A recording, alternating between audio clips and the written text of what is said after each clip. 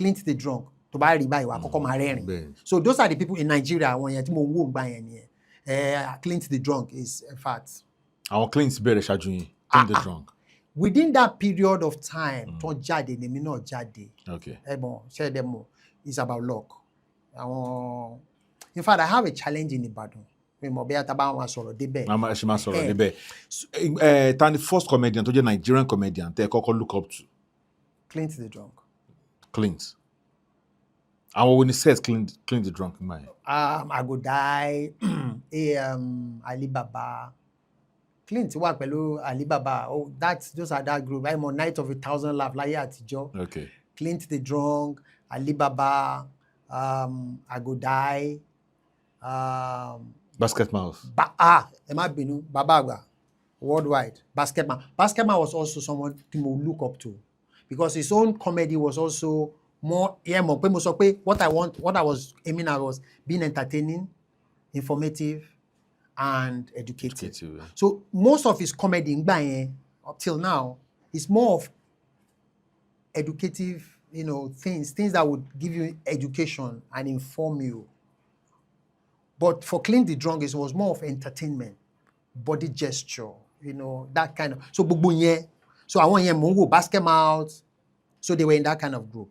Okay. And I'm grateful I was able to work with some of them one-on-one. Some of them I work with them one-on-one because at your good stage. Okay. I've been in Calabar, the biggest first stage. Calabar Carnival. Calabar Carnival. I performed for 4 years, 2011, 2012, 2013, 2014. Is that 4 years? Yeah. And then 2015. 5 years. 5 years. So I was on stage with each of these people. More Ajon Shea, more. But there are some things that me only share personally because of my beliefs and some of the things people look up to me for. Me moti, me mabele mo zombie, me moti, me de kin fankan. Okay. Ṣé tó kún yẹn ṣe ni? Oh sure. Don't share now, but that's for that. Clint the Drunk. Mo interview wọn kan wọn làwọn kì í. No, Clint the Drunk kò mú nǹkan. Wọn làwọn kì í mú nǹkan. But àti wà ní show àti lọ ṣe show kan. In fact, that was when I doffed my cap. Wow. Irú àwọn èèyàn tí mò ń wò ní. These are people. We're sitting in one show. Gbà yẹn bọ̀bọ̀ yóò ti kú, blessed memory, South Sultan. Ìkólà ní lọ ṣe show yẹn, èmi South Sultan, Clint the Drunk. Àjókòó báyìí adẹ̀ ń sọ̀rọ̀ normal. Ẹ mọ̀ pé bá a ṣe ń sọ̀rọ̀ yìí pé ó fẹ́ perform òun ni last performer. So a kàn ń sọ̀rọ̀ ni adẹ̀ ń sọ̀rọ̀, normally pé àjọ ń sọ̀rọ̀ nípa life. Wọ́n kàn ń sọ, one tap from their level of understanding. Bọ́n ṣe porúkọ ẹ̀ pé coming to the stage now is Clint the Drunk. My brother, mo shock. Instantly, over character. On switch. Ó ń sọ̀rọ̀ kan lẹ́nu, ó bá wa sọ̀rọ̀, ó kọ̀ switch. Ẹ mọ̀ pé wọ́n ti pé ó kọ̀ switch ni. Ó dẹ̀ fold trouser, ó dẹ̀ dìde báyìí, ó dẹ̀ ti wà drunk. Irú àwọn nǹkan tèmi ń ṣe nìyẹn. I've been on stage before táwọn èèyàn argue ní side. Manager mi ló sọ fún mi. Tó argue wọ́n ní àbọ̀bọ̀ yẹn ti fa nǹkan gan. Ìyẹn ní kò kí ń mú nǹkan kan. Àwọn èèyàn audience náà, àwọn fans pé rárá wọ́n dẹ̀ argue pé rárá sẹ́ẹ̀ bọ́bọ́ yìí ń fa nǹkan kó bó ṣe ń ṣe yìí ó ń fa nǹkan sẹ́ẹ̀. Ìyẹn ní rárá kò kí ń mú nǹkan kan mo mọ̀ dáadáa. Nǹkan tó mú Ferus ni kò ju bẹ́ẹ̀ lọ Ferus àbí mọ̀. So character, think about what character sometimes gives people the opportunity to think this. But for me, that's just that. So Clint the Drunk, Basket Mouth were really for Nigeria. But outside, my real mentors I was looking at was, as you mentioned, Mr. Bean, àti Charlie Chaplin. All right. 2003. Mbolewa. Mo wà Ìbàdàn. Ẹ ti ń ṣe comedy. Gbà yẹn mo ń gbóná. Mo hot lọ́wọ́ gbà yẹn. Kí ló dé tí ṣe attempt láti gun stage Night of 1,000 Laughs ti Upper Williams? Thank you very much. Ẹ mọ̀, bí a wo máa lead sí nǹkan tí mo fẹ́ sọ yìí. Jẹ́ kó lead. I just feel I need challenge ní Ìbàdàn. But generally, it could be a general thing. And that challenge, nínú industry tí mo wà ní, I don't know of other place, maybe it's the same. Individualism ló pa wá jù. And selfishness, ẹ mọ̀. Èmi nìkan. Ẹ mọ̀ pé at that point they mentioned between 2000 and 2000 and that period 2014 2015 2016 2017 mo hot gan. I was regarded, I don't know, by some people to be the #1 haze comedian in Ibadan. Most of the people tó ń dìde were standing up because I was there. In fact, most people want to do comedy because they saw Siaman doing it. Wọ́n fẹ́ ṣe, àwọn náà fẹ́. Some people, àwọn ọmọ kéékèèké gan bẹ̀rẹ̀ sí ń lo wig yẹn mọ̀. Àwọn èèyàn sọ pé àárẹ̀ ẹnìkan tó lo wig, money is good. Táwọn èèyàn bá ń lo wig yẹn, that shows that they accept my brand. But nǹkan táwa tó mo wá notice ni pé gbà táwọn èèyàn wá ń grow up. Wọ́n bẹ̀rẹ̀ sí máa try láti rub shoulder pẹ̀lú èmi mo dájú. So most of those comedians, those young comedians, I mean, they fẹ́ mi forúkọ bò wọ́n láṣìírí bẹ́ẹ̀ tẹ́ bá fẹ́ kí n porúkọ wọn. Má dà pé mo bá. Tẹ́ bá ti parọ́ mọ́ anybody. Some of them are late. For example, Peteru, of blessed memory. I ní issue pẹ̀lú mi. Kí ni issues tó ní pẹ̀lú? Issues tó ní ni pé ó ń ṣiṣẹ́ ní MAF 24 ńgbà yẹn. 21. So ó wá invite me ká wá sí show yẹn. But before there, what in issue me more, I don't know this person, what he cool, but so I'll tell you where it's coming from. So any issue pẹ̀lú management here, what I wọ́n feel comfortable pẹ̀lú tó ń ṣe mọ́ wọ́n fẹ́ lé. Unfortunately, wá gbé mi wá that night, mo wá perform. I don't know. Wọ́n kàn wò pé if there should be a replacement, it should be this guy. Wọ́n gba number mi, wọ́n bẹ̀rẹ̀ sí bá mi sọ̀rọ̀. I didn't accept the offer. I understand. Pé wọ́n ṣe ṣé tí bọ̀bọ̀ yìí bá kúrò ṣó lè wá join wa, ó lè ṣe kíní kan. Mo dẹ̀ sọ wọ́n pé nǹkan báyìí lèmi máa ṣe. I don't. Tẹ́ bá lè meet kíní standard mi. Iye báyìí máa gbà, nǹkan báyìí máa ṣe mí, kí n ṣe báyìí, mi ṣe báyìí, mi lè ṣe báyìí. We are still in the talking stage. Ní lọ síbẹ̀ mọ́. I don't know. Somehow it got to, I don't know. Ó bẹ̀rẹ̀ sí act fún mi ní attitude. In fact, ó wá make a statement fún àwọn èèyàn pé gbogbo comedians ní Ìbàdàn tó bá ń ṣe nǹkan kan máa pè mí. I'm serious. Rapping Daddy, Ṣẹ̀tẹ̀, wọ́n ṣe show. Wọ́n ò ní pè mí fún show yẹn. In fact, there was a show I went, I was embarrassed. By Solid ṣì wà nílẹ̀, because Solid is also a comedian, one of those. Ó ní ká lọ sí show yẹn, mo ní wọ́n pè mí sí show yẹn. Ó ní rárá, bàbá kò má tajà lọ. Ní MAF 21 yìí náà ni o. I was highly embarrassed. I cried. Kí ló ṣẹlẹ̀? Ọjọ́ yẹn mo wá normally téèyàn wọ́n ní àpò míì àwọn ọmọ ẹ̀ ló ń ṣe nǹkan lọ support wọn kíní kan mo ní mi ìláyè mọ́ pè mí síbẹ̀ má jẹ́ ń lọ jẹ́ ń respect ó ní rárá. I took my wig, took my things, everything mo prepare. Mo dé gate àwọn èèyàn ṣé a máa bàbá yọ ẹ mọ̀ mo wọ bẹ̀ that's opera and then I entered mo jókòó. Ṣé ẹ believe pé tí mo fi parí tí wọ́n fi parí show yẹn wọ́n jẹ́ kí n perform because normally irú nǹkan bẹ́ẹ̀ téèyàn bá dé bí pé mo fẹ́ ṣe show kí Julius Aguje dancing. For me, that would be a boost for my show. Yeah. Me need like màá fún ní mic ni. Mo jókòó bẹ́ẹ̀ títí wọ́n ṣáà ń sọ pé má worry. Títí wọ́n fi parí show yẹn. I was at backstage. Kí ni yẹn dùn mí? But I just took it like that.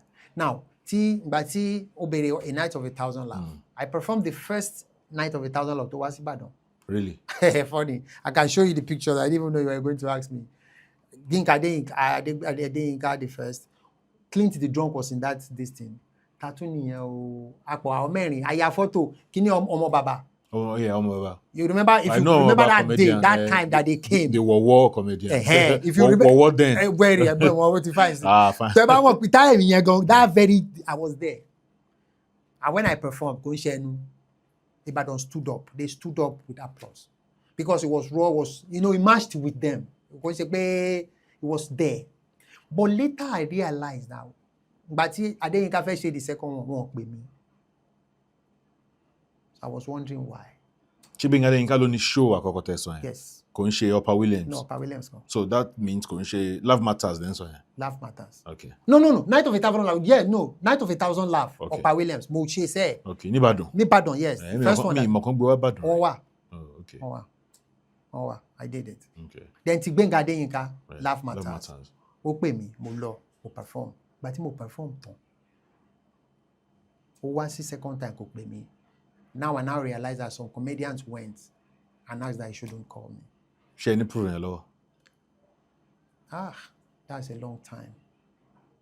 It was something that was flying. Mo sọ pé àwọn ọkọ ti ṣe mọ̀. It was flying. It was there. It was real. It was there. It happened. It happened. And then I later now realized that all other small comedians, let me use the word small comedians, all other comedians, somebody like Shete. I confronted Shete. Now Shete is no more. But I confronted him. One show. But mo show I want mo add them just to project them. Oh yeah, you understand? So when they started, so I expect that okay, Baba, they don't call me, and I confronted him one-on-one. Shete. Yes, I'm speaking on. So what did Shete say? But we said no, actually it was a mistake. He apologized. He said, oh well, he was not Emo. I accepted the apology. Like, oh no, it was an oversight. It was this thing. I won't go back. I said, okay, no problem. Rapping Daddy, the same thing. In fact, laugh up. I also confronted laugh up. Why are you? And there was no substantial song. But what I now realized was about who is number one. Okay. Who is number? That is just the So issue. who was number one at that time? I don't know who was number then, one. Then, even Taman at that time frame, are we looking at the 2010, 2011, or 2015, 2016, or 2001, 2002 time frame? Because me, it's really placing comedy. If you want to celebrate your contribution to comedy, professionally. 2002. 2002 Our comedians were bambadon, don't think she stand-up comedy. Well, for laugh up, one you are in slapstick. In 2002. Yes, it was in theater. So he was the champion of theater at Gongo. It was not really comedy per se. Okay. It was this what we now call skits. Skits, okay. Now so he was a champion in. So he was, yes. Laugh Up was there. Laugh Up one. But the reason is when I had my show, I put up a show then in Premier Hotel 2000 and I didn't even know. 2000 and I want to be sure so that I don't. Maybe 2004, 2005. Okay. I invited him and his colleague. They came in. One day performed. So there was it was Laugh Up, that was the face, and then we had other young people who were working with them. Laugh Up was the biggest then, Avi. That's in UI. In UI. Outside UI, or Nipoli. Was there anybody in Nipoli? There was nobody in Poli. Nobody. Ni street in Koniboro. There was nobody in the street. That I can think Peteru, Peteru came much later. Peteru came. Big Bolaji of blessed memory was the one that projected Peteru. And when I was doing comedy, Big Bolaji was nowhere in Ibadan. They understood that you can tie. Yeah.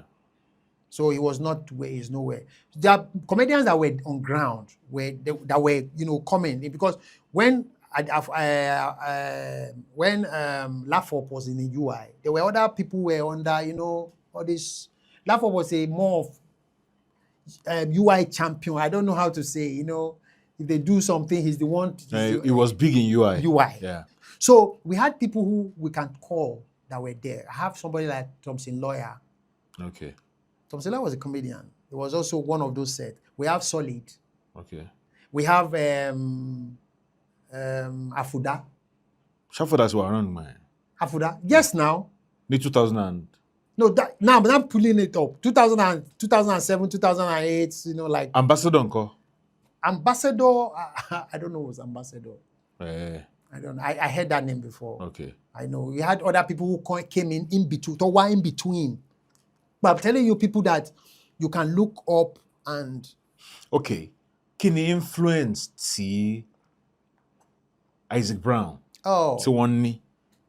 Lori, Tori mo mọ̀ pé in the 90s, tèmi mọ̀ lèmi sọ in the 90s, wọ́n máa ń ṣe Godam City. So wọ́n dẹ̀ máa ń ṣe àwọn campus shows kan tó máa ń project lórí TV ńgbà yẹn. So ṣé wọ́n ṣe anything around comedy apart from the beauty pageants tó ń ṣe ńgbà yẹn? Ṣé yín gangan feature? Isaac Brown ló mi dáadáa bàbá why worldwide. Ó lò wá we worked for him then. Ẹ̀yin wo ni wí yẹn? I was talking about like laugh up myself. Okay. Olo me. We were together in Galaxy now. So there was no way to ma ṣe irú nǹkan bẹ́ẹ̀ yẹn tí ò ní. But over time, ẹ mọ̀ pé interest máa ń yàtọ̀. Ẹ mọ̀ pé tẹ́ o bá ní, if you have your interest, you are going this direction and this direction. But he used me. I'm saying it on camera. He knows. We see all the time till today. But yeah, we do. He's my boss. He's still the boss. I understand, but he did. No, there's no way he can say, you can call like Z Brown, call his shows that lucky say lucky smart, don't say African Hey, Lucky Smart any angel. I know what Lucky Smart Abu something. Okay. The Afro big thing by bubu to promote our artists, and so we're all together. We're all working together. Okay. But on oko emo. Ṣé kò kí n ṣe pé because I mentioned laugh up. I mentioned ipe ẹ̀yin náà wà ní street ń gbà yẹn. Gbà tí mo dẹ̀ ní kẹ́ dárúkọ àwọn tó jẹ́ mentors ẹni dárúkọ Clean the Drunk. But Clean the Drunk wà lẹ́kọ̀ọ́. Ètò wa dárúkọ àwọn foreigners. Tí mo sọ pé ẹ̀ bá gan. Like Charlie Chaplin. Moba. No. Moba lórí TV. Lórí TV bọ̀ time tẹ̀ máa bàbá yẹn ti dàgbà gan. No, gbà yóò ti kéré iṣẹ́ rẹ̀ pé ọmọdé ni mí ni. Àbí mi understand. Kí ni èjì? Àṣẹ fẹ́ mọ èjì. We understand. Okay now. Nǹkan tí mò ń fà ẹ̀ ni pé around that time, mention anybody tó fún ẹ̀yin gangan platform láti ṣe stand-up comedy Ìbàdàn. Ìyẹn one. Ṣé kò sí? No, ọ̀tọ̀ tẹ́ ẹ béèrè pé mo máa béèrè platform, ẹ béèrè pé ṣé mo gbé àwọn èèyàn kan ní street ilẹ̀ sọ. Mo ẹ ti dárúkọ, the only person tẹ́ dárúkọ, ẹni kò sí èèyàn kan ní street. No, there was nobody on street. Ẹni laugh up wà ní UI, àbí? Now, so ṣé mo mean pé ẹ̀yin ni pioneer stand-up comedy this street? Yes. Are you saying that? Yes, I'm saying that. I'm saying that with my full chest. Ẹ mọ̀ tó ṣẹlẹ̀. The idea of skits dancing came out from me in Ibadan. How? Good. In 2007, 2009 was when I did my first skit. Can you No Laugh, No Life? That's a CD. The problem I had then is that technology awo faragba ama ya nse be se nse nsin ama ya temi tí bá ti go stage tí bá ti perform àwọn ti rẹ́rìn wọ́n ti fún mi ní honorarium ó lọ nìyẹn. So it was more of applause and money. This understanding pé okay ama gé nǹkan ama fi sínú ama gbé sínú YouTube, I didn't have it. So those things were going to, it's just like talking about Baba Salah. You can't find any of his works, can you? Except for the few that you can scramble. It was more of entertaining people, getting, But tó bá yẹ pé ilẹ̀ bẹ̀rẹ̀ skit making in 2007. No, skit making call. I have series of material. I shot a film. I shot a movie, a comedy movie with Ofili Ganga. Really? Tola mo ní mo tó bá yẹ pé ti bèrè máa fi hàn yín. I have even small. Agba ogbe a lè fi àwọn èèyàn. So ngbà yẹn mo ṣe, so irú yẹn tó bá yẹ pé ngbà yẹn mo mọ̀ npa kíní tá ń sọ yìí, I would have just caught them in minutes, seconds, and then put it on, and that would have gone a long way. Okay, kí n tó lọ sórí collaboration. Ṣé a rí àwọn young aspiring comedians tó wá ń bá yín? I mentioned many. Afunda. I mentioned Afunda. Ṣé Afunda wá bá yín? Shete. Future. For them people to say I'm looking up to you, don't wa by pé oya. Ṣé wọ́n wá train London yín àbí wọ́n ti? No, train, no, not train. The ones I have that trained under me are Big Smile. Thompson Lawyer was, I won't say was training because he was doing his thing too. He was trying, but he was really attached to me. I give them jobs. I show them some things. Yes, I had people who were training under me. Okay. Ṣó ní àwọn èèyàn tán wá bá yín tí ẹ fún ní chance tó yẹ pé ráyè wọn? Ẹ wá wọn too funny. That was what it makes the comedy in Ibadan blossom. Because I say it on air so that people can see. My policy is, like I said, my joy is to see people grow. Maybe that's the mistake I did. I was too open. Mo ti share mi le pé kò matter. Ẹ̀yin fẹ́ try àbí ó yá máa bọ̀. Ìwọ fẹ́ try àbí máa bọ̀. Ẹ mọ̀ kò ń ṣe pé bọ̀bọ́ yìí ó lè mọ̀ jù mí lọ, ó lè wá ṣe. My understanding is the sky is wide. And everybody can talk in. So wọ́n wà àwọn ọmọ kéékèèké wọ́n ń pè mí sí show. In fact àwọn show mo ti ṣe àwọn show kan táwọn ọmọ small comedian tó ń bẹ̀ wọ́n máa gbé orúkọ mi wọ́n á gbé picture mi sórí poster wọ́n ò ní pè mí wọ́n ní sọ fún mi o wọ́n á kàn pè mí sá ẹ jọ̀ọ́ sà a fẹ́ kẹ́ wá sí kinní kan mo ní ibo níbẹ̀ wọ́n ní nínú barracks wọ́n ní church kékeré kan ló ń ṣe nǹkan wọ́n dẹ̀ fẹ́ kinní wọ́n dẹ̀ ti sọ àwọn èèyàn fẹ́ rí yín ẹ mọ̀ pé ńgbà yẹn àwọn mo hot àwọn èèyàn rí mi lórí TV ma ní no problem ṣé olówó tó wà fún mi lówó mọ́tò ẹ̀sà mi tí ni I'm struggling má dẹ̀ lọ. In fact ìgbà mi wọ́n máa argue pé kò lè sáà máa ò lè wá bí láéláé this place kò lè wá má dẹ̀ yọ I can show you pictures of lè believe it. So I was that open. I understand I was open I was free. Mo ní mo tún sọ fún yín pé mo ń lọ bá àwọn èèyàn pé mo fẹ́ wá sí show wọn not that because I didn't have the relevance I had it I had the name mo lè máa lówó tán but I had the relevance I was máa tún lọ bá wọn pa ẹ fẹ́ ṣe show ẹ pè mí àbí màá ṣì wá o and funny enough I will go and they will not in future me. So kí ni èèyàn lè ṣe kó tójú bẹ́ẹ̀ lọ you understand. So it was not more than like maybe you were there and you were shielding people. I was bringing people to the television. Okay. This was one day they say I am funny. Comedians. Yes. Ṣé lè rántí àwọn tẹ́gbẹ́ wá TV. Wọ́n pọ̀ mo ti gbéṣẹ́ tẹ̀ wá wọ́n pọ̀ sẹ́ ẹ mọ̀ àwọn kan wà I'm calling those who have names. Okay. So that you know Big Smile, Thompson Lawyer, most of them that are even doing well today most of them mo ti gbé wọn wá tán wọn sá ẹ ṣe ìjọsà ẹ mọ̀ pé normally téèyàn bá sọ fún ẹ pé òun mọ̀ ṣẹ́ yìí o lè fún níbi 3 months kó wá ṣiṣẹ́ lábẹ́ ẹ̀ kó máa mi ìrá èèyàn tí bá ti wẹ̀ ẹ́ pé okay you can do this okay fine so mọ̀ tá bá wọlé ìwọ kọ́kọ́ ṣe báyìí straight èmi ò ní mo ní 2 months 3 months kí ni mo fẹ́ fi ṣe I just don't believe that wọ́n ní okay lẹ́ni màá ṣe bó ṣe ń ṣe o tó bá débẹ̀ style tiẹ̀ tó bá fẹ́ ṣe kò ṣe má pariwo ju má ṣe kíni má wo camera direct o má ṣe gbogbo all those tips and then they go ahead and most of them just go get that experience and then they leave. Now how many years have you show consecutively tó jẹ́ your show the headline tó yẹ pé yẹn lè ní fúnra yín just as bá ṣe ní Love Matters Gbénga Adéyínká ta ní basketball ní show tí wọ́n máa ń ṣe káàkiri even Bobby and all of them. I did that for like 4 years. Okay. Mo partner pẹ̀lú Premier Hotel ngbà yẹn. I did a show. That was my very first show. I had Julius Ago, Clean the Drunk, Fatai Rolling Dollar. Fatai Rolling Hey, mo sọ fún yín pé the problem I had was I didn't have this technology. I didn't have somebody to manage.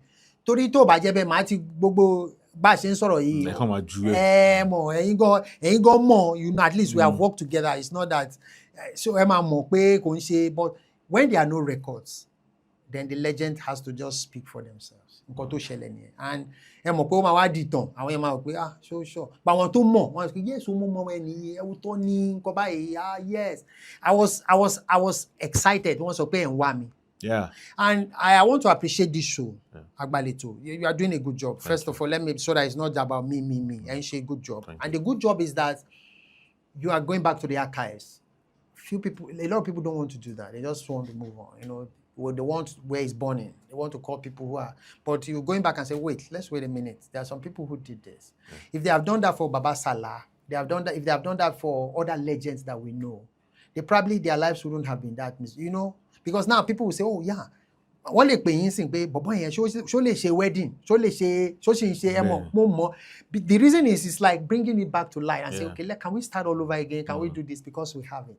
And like I said, show me my own comedy is more of entertainment, information, and then educative. It's educative. Most of my jokes are either spontaneous, mo jókòó báyìí, mo kọ ohun tó ṣẹlẹ̀ gba màá sọ̀rọ̀ pẹ̀, or some I write. Children of that is upcoming or the comedians we have now that I know of don't do anything tax. They don't tax themselves. Wọ́n ṣe nǹkan kan pé ẹ mọ̀ tẹ́lẹ̀ táwa ń lọ bí mo ṣe jokes màá kọ́kọ́ jókòó màá kọ́. Ẹ máa kọ́lẹ̀. Mo ní ìwé. That was ẹ mọ̀ màá tún kọ́ pé ṣé tí máa sọ kíní ṣé ó máa funny. Sometimes I use my family. Sometimes I use a friend. Ngbà mi mo ní tí bá ní wedding sin àwọn jokes mo fẹ́ lò bó ṣe dé ìmọ̀ lò. I'll see your reaction. I'll see your cameraman's reaction. For the tó wá ti lè rẹ́rìn sọ pé. Tó wá pé bàbá àgẹ̀ ó yà wẹ̀rẹ̀ gan kiri tó ṣe. I'll take it. I'll go another place and try it to some other person. Well, okay, I'll take it. Then I'll begin to look at those two and say, okay, these are different audience. This is a different audience. This is present different. So mama will pay my jump pé jẹ́ kí n wo bó ṣe ń lọ. Then I can now say. Sometimes mo lè kọ joke yẹn pé okay tí n bá dé màá kọ́kọ́ sọ yìí tó bá rẹ́rìn màá wá lò yìí tó bá rẹ́rìn màá lò yìí. Gbà mí tó bá kọ̀ dé báyìí báwọn èèyàn ṣe rí ẹ audience ẹ ló máa ń determine gbà mí bí wàá ṣe bẹ̀rẹ̀. Tí ọmọ tó má ti mọ̀ ẹ́ tó kọ́kọ́ wọlé báyìí tó ní ẹnìkan wọ̀ wẹ́rẹ́ you're crazy. That becomes your audience. That's the training.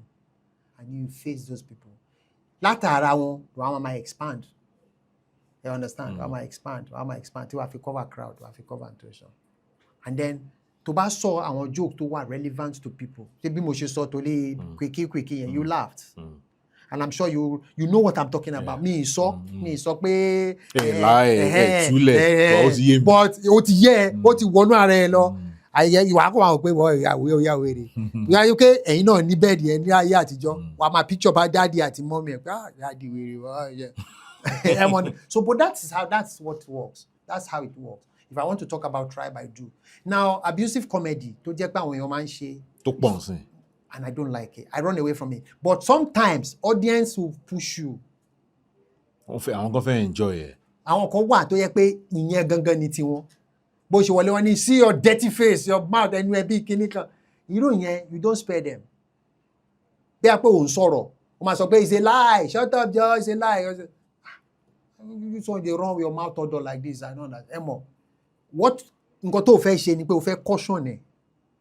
Ẹ mọ̀ pé tó bá sọ táwọn èèyàn bá rẹ́rìn òun náà fẹ́ wo kó má yẹ pé bọ̀wọ́ ẹ máa mú mi lẹ́ o kó má ẹ understand.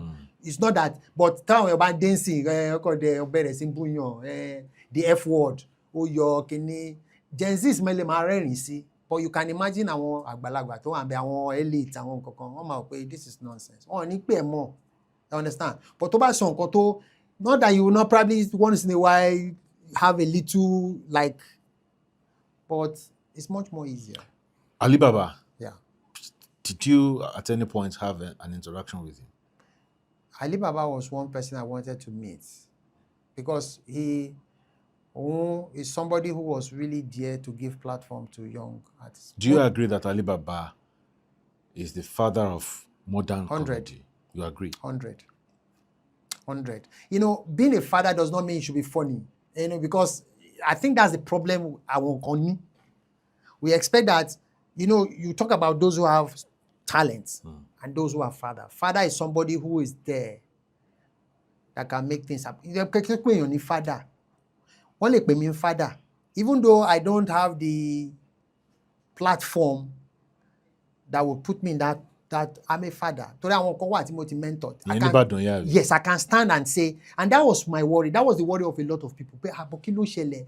Kí ló dé tá a fi ṣe nǹkan tó ń ṣẹlẹ̀ lÉkòó síbí? And what was that? You uphold somebody who is a father, and then he can use his platform to, you know. So nǹkan tá Alibaba ṣe nìyẹn. At that stage, he was almost in the stage with basket mouth and all. That was the period they all came out. But they saw him as a father figure. Like, oh, this. But Alibaba came way back, from way back. I know. At least maybe from the 80s gone. Ẹ mọ̀ pé o lè máa wá láti 80s. Relevance máa ti wà. Ìyẹn wà o. I understand. Kó máa ti máa ṣe lọ. And that was I couldn't say in Ibadan there were some people because I didn't have anybody who I knew. The person I knew, I just mentioned, laugh up. So I didn't see any other people. It was not pronounced in Ibadan. Comedy was not like pronounced. But sir, for me, Gongo, I know that there are comedians. I'm more MC wa. MC. Mo we to wala ni MC as a comedian. So àwọn man jump on sí. No, mo. But nígbà yẹn ní tèmi ni mo sọ o. Èmi believe pé nǹkan náà gbogbo wọn nígbà yẹn. Not until when Upper Williams came with Night of 1,000 Laughs. Mo ṣe mọ̀ pé okay, àwọn kan wà there pé professionally what they do to earn their living is to make people laugh. That's all. They are not clowns. No. Wọ́n kàn wá one microphone, wọ́n dẹ̀ ṣe joke wọn 5 minutes, wọ́n dẹ̀ bá pariwo once more, wọ́n dẹ̀ pay the next person. But before then, àwọn comedians tí mo mọ̀, they are actors ni wọ́n. Gringori, Claros. There's another Paulinus. Wọ́n pọ̀ bẹ́ẹ̀ yẹn. Tí wọ́n even baba Pakasumu. Yeah. Gbogbo àwọn set wọn yẹn, àwọn náà ṣe comedy but inú movie ni wọ́n ṣe stand-up comedy but ìtàn pé ní stand-up comedy yìí, it became popular when Opa Williams came up with Night of a Thousand Laughs, and it was after Night of a Thousand Laughs ni most of àwọn tán àárín gbà yẹn. The first Basket Mouse, then the second Basket Mouse, which became popular, Gandoki, Clean the Drunk, wọ́n pọ̀ ṣe mo lè rántí most of them. I Go Save no came much later. I Go Die, I Go Save. Later náà ni Ṣèyí lọ later ni but these are people tí Night of a Thousand Laughs fún ní platform. But nǹkan tí mò ń sọ ni pé if not for the fact pé ẹ sọ fún mi pé wọ́n gbé wá síbàdàn. Wọ́n ti wá síbàdàn. They came once and that was it. He was one. That once he came once. I have the pictures. I will show you the pictures where the four of us stood, Clean the Drum, Julius Agu and myself. We all stood and then after the lẹ́yìn gan wọ́n kọ síbẹ̀ mo perform bẹ́ẹ̀ yẹn now. Once. Attempts láti lọ join wọn lẹ́kọ̀ọ́. Àwọn èèyàn sọ fún mi, go to Lagos. Ẹ mọ ohun tó ṣẹlẹ̀. I am tied to my family. I'm tied to, when I say tied to my family, I'm saying I have, báwo mo ṣe fẹ́ sọ, mo mọ òyìnbó tí mo fẹ́ lò.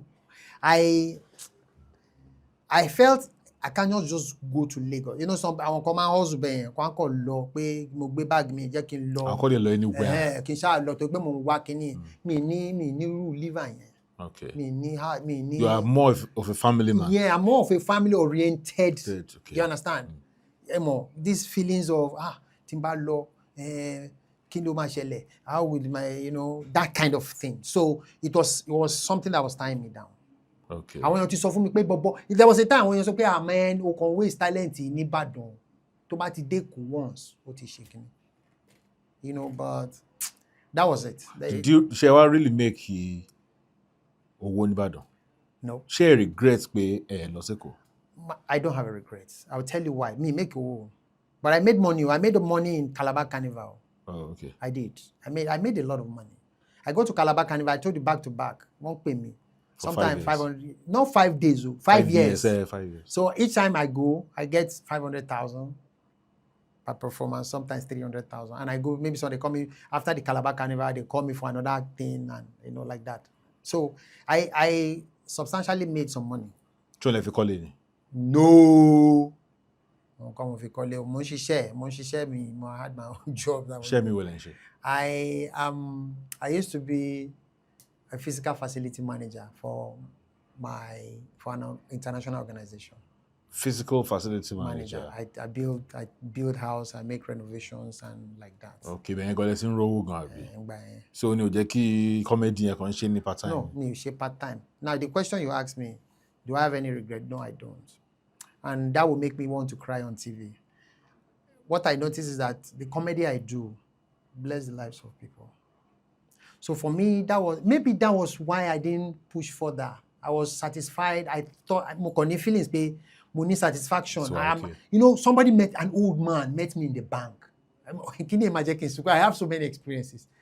And I stood on the line. Then, Baba yẹn dẹ̀ di àgbàlagbà pẹ̀lú igi. Ó dẹ̀ ń gbá mi ní shoulder báyìí. Ó ní àpòpọ̀ yìí. You are the one keeping us going.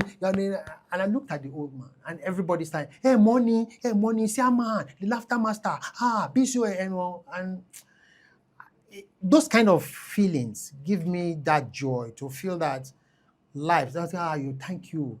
I wish at this point in time, mo ní platform here to do more, because now people need it. And when you need the sing, you need the room to máa jókòó te wọ́n ní nǹkan jẹ, kọ́kàn jókòó kan rẹ́rìn díẹ̀, kó low blood pressure wọn. I wish that now is that time. Most people, money wọ́n ra epo, kò ń ṣe pé wọ́n sọ fún mi, wọ́n ra epo, àwọn èèyàn tó mọ̀ pé wọ́n máa tó bá ti ní time yẹn, wọ́n máa ń program ẹ̀ pé ó ti di 7:09, chairman ló máa ṣe ń kí wọ́n sáré lọ ra epo bíi pé wọ́n fẹ́ lọ wo ball Arsenal. Kí ló mú program ẹ̀ stop? BCS ni wọ́n mọ̀ pé It was freelance. And I was not having enough capital to pay. Yes, at a point. But they now realized that, okay, this thing is good. Let's just attach it. And then, but one restrictions.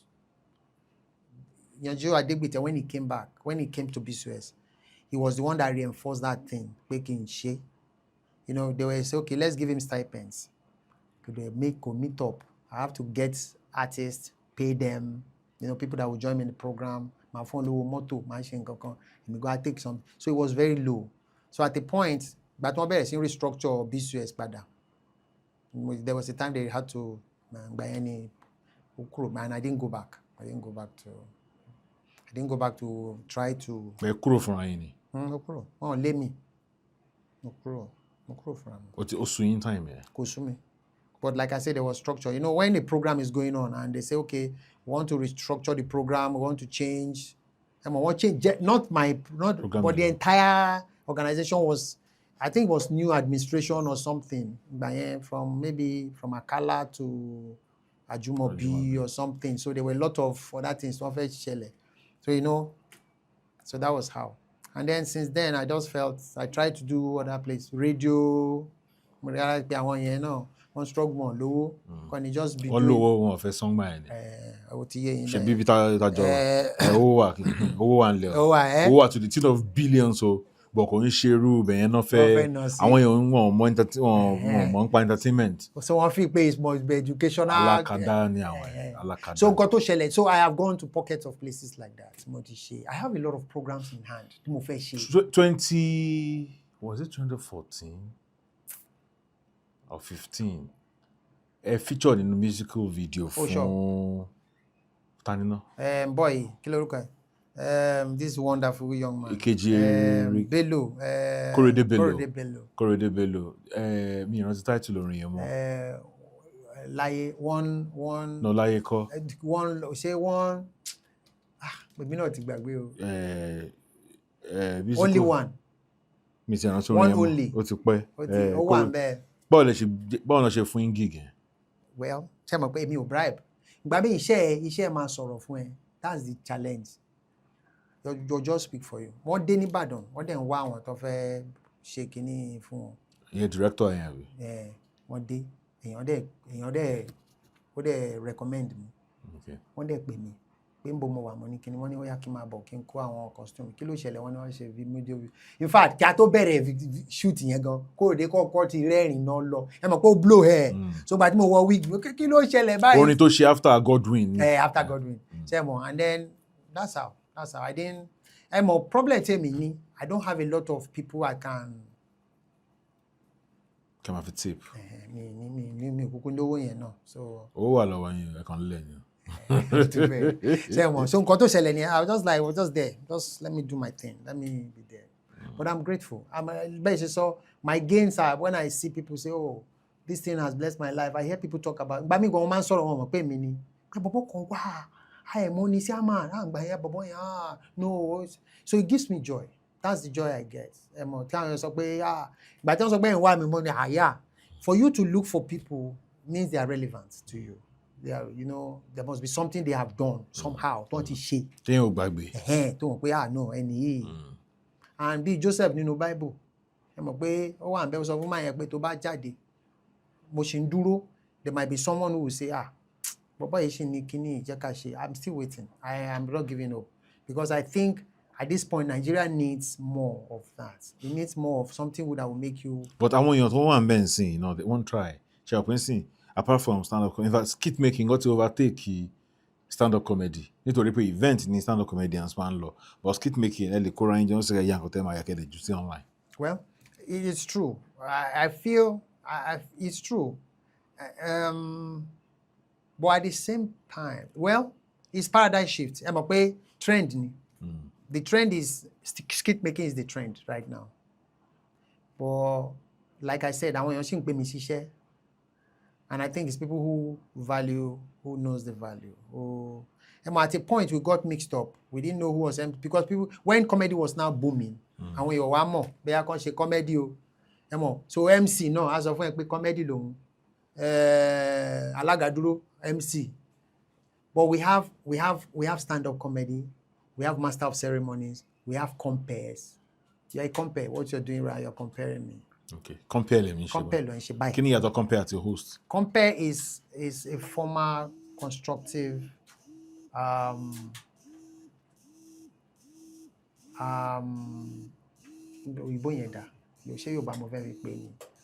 that sits in to interact. For example, Frank Edoho is a compare. Okay. He's scripted, or bare scripted or unscripted. He has lines he wants to deliver. Instead, she comedy kimareni, and if she comedy and be a question. So you're comparing me, you're asking me, you want to find out things. It could be funny, it could be, but MC, master of ceremony. The master of ceremony is to dictate how a program should run. Okay. The master of ceremony is not a comedian. But Emo, I could gbé pọ̀ ni pé ó máa yọ bọ̀bọ́ yìí sọ̀rọ̀ wọn rẹ́rìn èmi náà funny. A master of ceremony is somebody who comes in and master the occasion. Torí wọn fẹ́ everybody máa sọ̀rọ̀ at the same time. Okay. So wọn ló máa sọ pé ńsìn àfẹ́ gbàdúrà, ńsìn àfẹ́ pọ̀ chairman kó sọ̀rọ̀, ńsìn àfẹ́ ṣe kíní kan kó ṣe kíní kan, ńsìn àfẹ́ ṣe kíní kan kó ṣe. Okay, chairman ló fẹ́ sọ̀rọ̀, ó fẹ́ give thanksgiving, vote of thanks, kíní kan, that's it. MC, yeah. MC. Now, a stand-up comedian, A stand-up comedian is somebody who tickles the fantasy of his audience. You come in and make unusual things look usual. Emo. For example, most of it, my mother had 30 children. You probably will believe me until I tell you I'm the only child of my mother. Really? So, but I just felt, I'm trying to give you an imaginary picture. Oh, okay. I don't know. There must be somebody who have 13 children. I'm sure about in this country. So Lambani got there. Lambani, Baba Lambani now. But so, mind them, my father must be a very dangerous man. But I just want you to relax. So the part that you said that your father is a soldier, was a soldier, uncle. Mo join gbogbo ẹ̀pọ̀ ni. Soldier ni lóòótọ́. He was a very gallant soldier. He retired with 1 rank. Okay. I say, okay, you understand what you I like the officer. Everybody don't pay the officer. Yeah. But my father is an officer, but 1 rank. 1 rank. Constable. Rank only. Rank, But I'm grateful. I don't know. I just feel it's a good thing. It's nice. I just hope that viewers would understand where we're coming from. Yeah. I'm not there, but I think I can also add to it. I still have values. Me dagba, me shaking no wa. It's 60 abi. Me 60. But it's over 50. Yeah, it's over 50. Now, mo fẹ́ béèrè àwọn kankan. Kí ni ṣe máa ń wà online, ṣe máa ń wo social media? Mo wo social media. Ẹ máa ń wo dáadáa. Ṣé ẹ mọ comedian tó ń pè ní remote? Mo remote now. Àwọn ọmọ ẹ mọ wọn. Ẹ mọ dáadáa. Àwọn yẹn mo remote. Ṣé Ìgbà tí mò ń ṣe comedy, remote náà máa sọ tó yẹ pé wà ń bí. Irú àwọn yẹn ni wọ́n máa ń bá wa ṣe SI jẹ. Mo rò pé mo ti fún ní platform rẹ̀. Okay. I'm sure. Ẹ jọ sá, èmi náà fẹ́ sọ̀rọ̀ díẹ̀. Come in. Take your own 2 minutes and do it. Remote. Ẹ lè pe sí àmà kó sọ pé òun mọ̀ mi. Peteru kó tó kú ṣé ẹ ní ẹ close àárín yín? Close ẹ. Close. I tried the best I can to, at a point I started talking. I'll get to a point I was like, no, I need to talk to people. I was not willing to, it was not that I didn't do anything wrong. But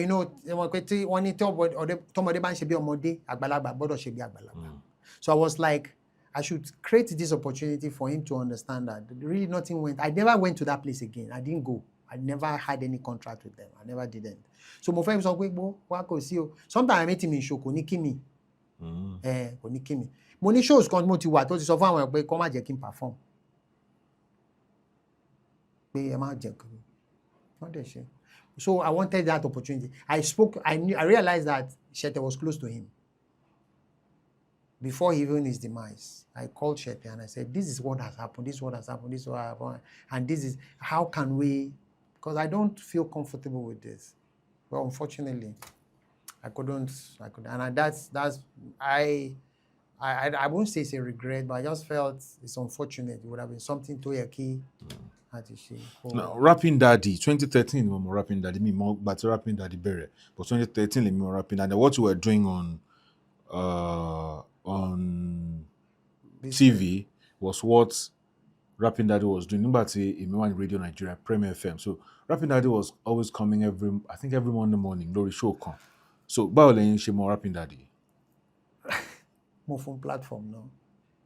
Okay. All right, go. Yeah, more. I mean, more Rapping that all of them. They had they had opportunity on my platform. They all showed up. So I want to be like this. It's either one person will bring this person and say this person is Joko. Oh yeah, money show Lola. Oh yeah, Mashi. What perform? So it was there. So I can call their names because it's not something they can come out and say no, irony. Baba paro me mori. They cannot say that I know.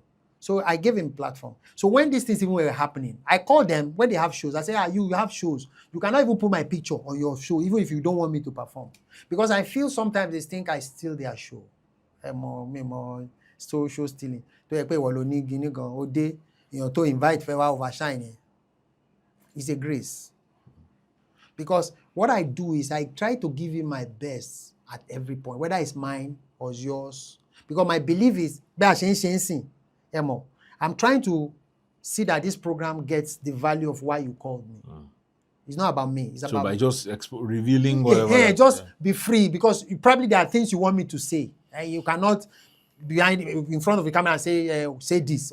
But mine is to make sure you get value for Nkote and Bere, so that it can make sense to your viewers. And people can say, oh, well, this will relate to this. Now I understand why this is like this, and they appreciate the program more. Because the more the program grows, I think I also will grow. So, do you have the intention of joining the skits making trail? Yeah, sure. Because I have a lot of talent to offer. My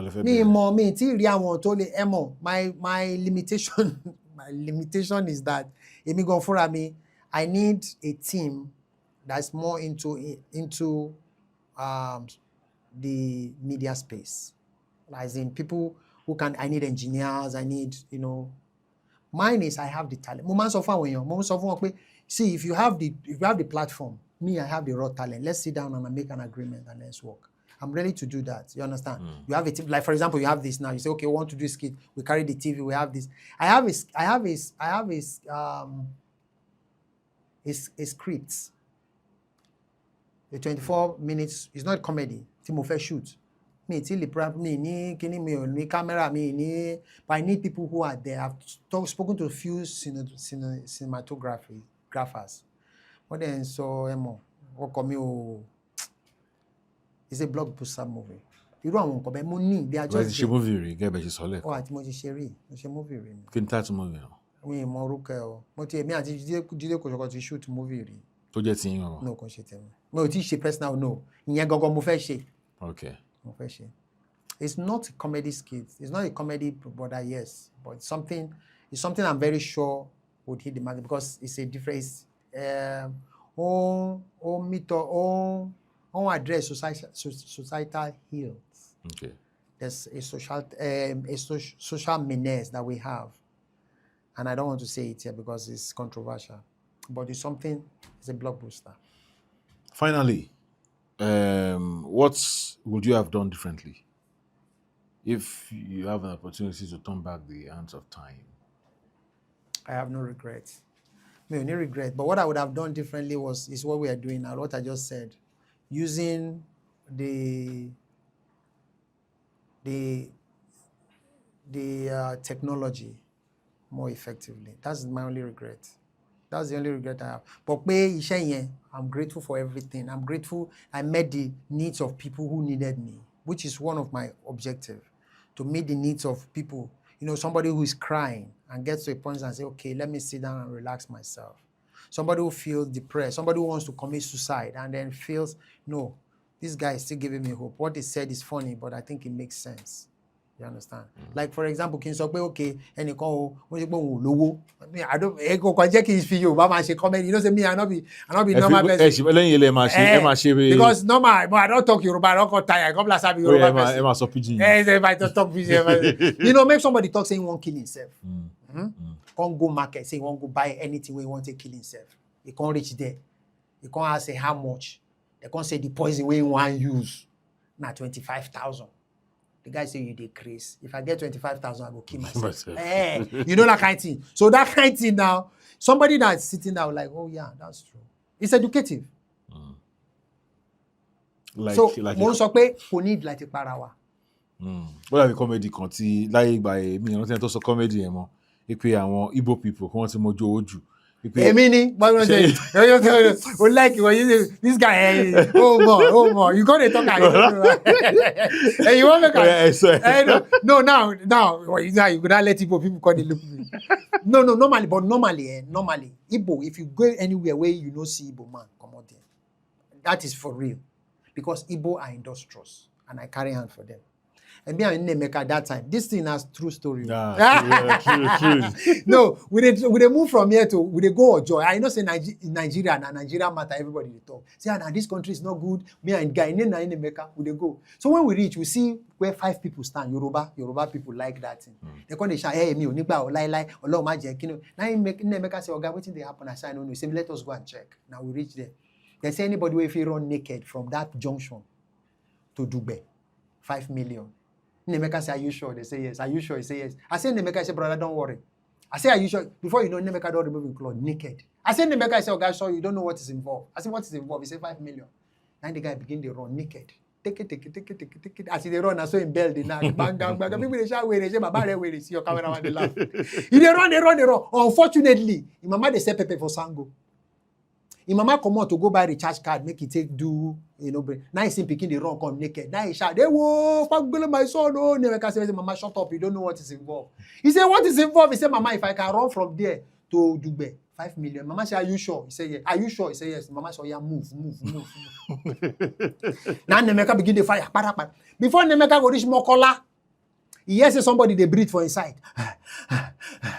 Where you go turn now, Mama naked? He said, Mama, come here. Mama said, shut up, you are a small boy. 5 million plus 5 million is 10 million. I have called your father, he will join us, making 15 million. I better go now. He make me talk the joke. Now joke I do. You know, but the beauty is that truly they are industrious. I mean, the one way get accident.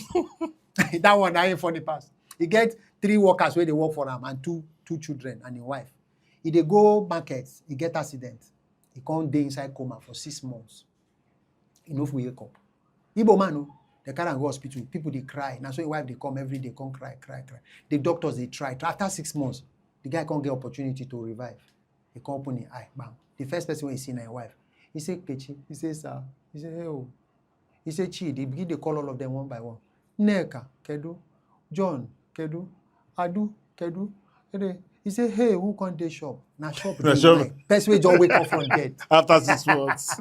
You don't forget to. All right, anyway, I just not the matter with that. I beg you, but when I know there's the Apple video. You know, the thing dead body, not be say go come. And you know, now we don't fit talk, we still be. People they talk as a F1 Majesty Joy. Okay. Because I remember our time together on radio. Okay. Anyway, I'm proud to be a Nigerian. Any day, anytime. You know, see this country, now our country, we don't fit live out. You go pay for this one, I joke. Don't be telling me again. No. But I don't do comedy now. And you know, are they proud to be a Nigerian? Me, they tell people all the time. You get this, my friend, that time, they struggle to leave the country. I say, Nemeka, no leave this country. Say, go leave. No, is this same Nemeka? Yeah, no, another one. Another Nemeka. No, the people are going to be my friend. How many Nemeka? You don't start for your mind and alarm bow. Now you say, bro, you go leave this country. You don't try visa 10 times. You don't get. Now they just give him visa. Now you say, bros, God don't do him. He do party, do everything. You know, Bongo Zikwe will sing one song. What's gonna be, is gonna be. What goes up must come down. What's gonna be is gonna be. There is nothing you can do about that. Song makes sense. Now this guy enter plane for Mulitala Mohammed Airport. Now plane take off. Via all of them balance. After 2 hours, Now the air hostess come. You know this air hostess. Now then they funny. They will just come. Ladies and gentlemen, you put your seatbelt. If you hear boom, jump, go where? So they sit down and the woman come. Ladies and gentlemen, we have a problem. They make her laugh. He said, now, after 10 attempts, why don't this I plane? Now I get problem. He said, we have learned one of the engine of the plane. People begin crying. You know, Nigerians are, blood of Jesus, blood of Jesus. Nemeka say, today we die here. This plane must carry me reach. I don't reach you. The plane they go. After 2 hours, the woman come back and say, ladies and gentlemen, please do your last prayer. At this point, everything is done. Nemeka, they look them. Then they cry. True, the plane crash. Crash enter inside Red Sea. Everybody die except Nemeka. How come? I don't know. He lose determination, Nigerian he losing belt, begin to swim inside the water.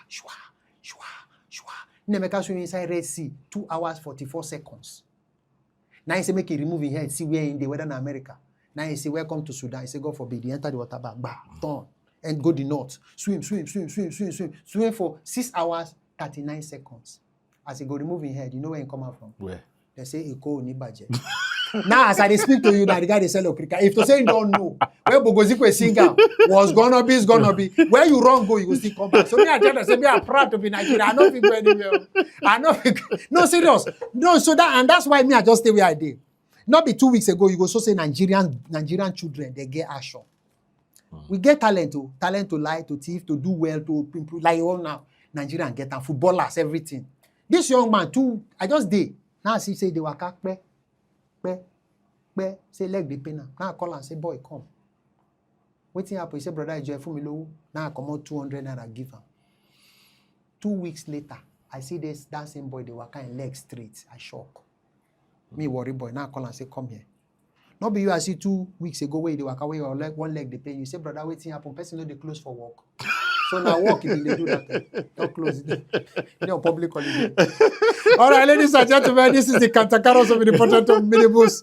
This man no go come. All the small comedy I carry come, no go use and finish. Maybe come like I don't get anything. But you know, that's the beauty. That's the beauty of it. Your cameraman they laugh. Not be you. You they laugh because now you want me no. But your cameraman they laugh. The jokes are funny, right? They shake. Really? Yeah, the jokes are funny. The jokes are funny. But Gen Z is gonna say, well, it's not funny. What's this? But truly, whether you like it or not, you can reckon with it. You know, so some can't joke day. Person go don't go before you come the think. You know, you be a Jebota, we be a Jepako. So are you really from Warri? You are from? No, I'm from Cross River. Warri now. So why will you say that you're a Warri boy? I know they tell you. Why do all comedians or most comedians always identify with Warri? Okay, the idea is that Warri is the official pidgin language for Nigerians. Official. Sorry, now. Or they recognized. Yeah, when I say official, I'm not saying in the context of quotes, in the context of, because Warri has this kind of, their pidgin is contagious. And when we started coming, naturally that's their language. If you go to Warri, normally they speak pidgin. Even though whether they are comedians or not, you will laugh. Because, hey, but I go sand your face. Now I go turn out for you. Why they do that? You don't shake your body like normal old women. So it's funny. It's just natural. It's on its own. It's funny. So people want to identify with that. The way I was using the word, official. Right. It's a pidgin language that everybody reckons with. It's something that has come to say. When we talk about pidgin, then you can't take Warri away from it. So people want to identify with that. So, you know, when somebody make a reference to Warri, you won't just they tell you, say, they go to basics. Okay. You know, but if I begin to speak like my language now, you feel no hear some. So, all the way from Ferracod, I'm looking for my son Daniel Cosmos. Akida and school fees, you welcome. Chop money, you welcome. Sister school fees, you welcome. Any than them be sleeping, them be shouting agaruche. You know what I talk? No. Now let Calabaman go feed do. It's okay where Macbukari there, one draw for by junction, opposite dying about. You know what I talk? No. So why go use what you know? It's funny. If I explain to you now, you go laugh. Okay. If I talk away Calabaman, they ain't go laugh. Okay. And or this one, I say, Sumonu, Iwaja Shaba will miss Subeni, Timbani, Buro, Sumonu, look money. Ode Kene, Okene, Ode Fili, Okene, Orobo, Diota, Ferry, or Ribiti, Tekpeneshe. Ubes and Major is okay, only more to deal with it. Do you understand now? Beats. So, what's Tumbo Park Calabash? What's that? Tubo. Tumbo pass Calabar. Titi araba boss. Araba kai titi boss and boss. Now nothing, no. Me, I don't know the meaning. I don't know the meaning. You know, that's all.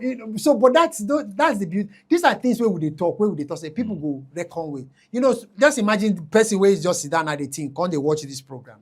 He go everly laugh and I go say, "Boy, you're weary," because that's the way they identify us. They say you front you're weary, but boy, you're weary. And you know, one thing that diminishing when you do something, they say you try. That person is telling you that you did well, but you say, you try. And then you try, go make you feel like, what would I have done better? But you have done the best. Yes. All right, I want you to give out your phone number, Okay. phone number, and maybe WhatsApp number. We can't say anybody engaging for weddings, ceremony, MC job, and all that. Oh, that's great. I'm grateful for that opportunity. So my number is Nigeria. I'm Nigerian coach. 080 60 96 9246. Okay. Check into basic. Yes. 080 60 96 9246. Nǹkan tá àti sọ torí pé àwọn èèyàn kan máa ń rò pé àwọn comedians wọ́n mọ̀wé. I'm a graduate from the University of Ibadan. Okay. Love it. So that one man sọ pé ṣé ó mọ̀wé. Ṣé ó lè can he speak English? You know, can he do comedy in English? Can he gbà mí o máa ń fún àwọn èèyàn ní consent. Gbà mí gan wọ́n béèrè ṣé ó lè sọ Yorùbá. I'm grateful today. Ẹ ti mú mi. One of the things you have done for me is to make them know that I can speak Yoruba. At least kò ń ṣe pé màá sọ fluently. But actually fi sọ̀rọ̀ a lè fi ṣe comedy àwa kí ló ṣẹlẹ̀. Kí lorúkọ yín gangan? Orúkọ yẹn bad. Camera máa já camera yẹn. Orúkọ yẹn máa fọ́ camera dandan. Oh yeah. Uket Opa Mbang. Uket Opa Mbang. Kò jù bẹ́ẹ̀ lọ. Bẹ́ẹ̀ni. Láti màmá mi bí mi. Kí ni sọ́ọ̀nì mi? Mbang. Mbang ni sọ mi. First name ni Uket. Tí inú bá bí yín dáadáa tẹ́ bá fẹ́ bú mi ẹ kàn ní Uket máa bínú. Kí làwọn ọmọ yín máa ń pè yín? Ṣé Siaman? No, àwọn máa ń fi my house they use me they treat me like a kinní kan. Wọ́n máa ń pè mí lórúkọ Papilo, Papibo, àwọn orúkọ tí mi ò mọ bí tó ti wá. And my area, nǹkan táwọn èèyàn mọ̀ mi wọ́n máa ń pè mí Siaman, Sabi. Okay. Ẹ lè gbọ́ pé àwọn èèyàn sọ pé Sabi. That's my show, the Sabi show. Okay. I wish it comes online. But I'm grateful. All right, thank you, sir. Siaman, the laughter master. Ẹ ṣé gan tí mo pè yín tẹ́lẹ̀ wá. Ẹ jọ̀ọ́ mo fẹ́ kẹ́ ẹgbẹ́ ẹ pè wọ́n. He still dey in body o. He dey in body o. He dey gan. Like gan. Ó dé bàjẹ́. And funny enough, me mọ̀ nǹkan kan, so you no get problem. Course election school. Say me. I did mo ṣe ní poly, mo ṣe adult education and political science. So education mo ṣe read. Ní university nǹkan. Yeah, University of Ibadan.